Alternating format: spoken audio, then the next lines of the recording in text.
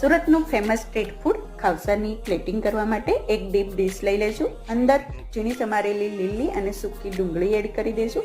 આવી રીતે ખાવસાની પાપડી ઘરે બનાવેલી છે, એને આપણે અધકચરી ક્રશ કરી મૂકી દઈશું. વચ્ચે થોડાક બાફેલા નૂડલ્સ મૂકી દઈશું.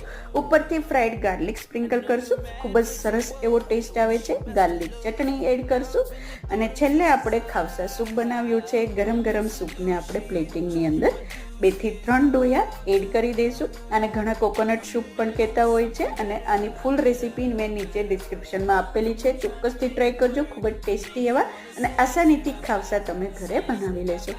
ઉપરથી ઝીણી સમારેલી ડુંગળી, ફ્રાઈડ ગાર્લિક અને સોલ્ટેડ શેકેલા સિંગદાણા આપણે એડ કરી દઈશું. ક્રિસ્પી પાપડીથી ગાર્નિશ કરશું અને ગરમ ગરમ ખાવસાને એન્જોય કરશું. ઉપરથી તમને જો પસંદ હોય તો ચીલી ઓઇલ અને લીંબુનો રસ એડ કરી ખાવસાને એન્જોય કરશું. બાય.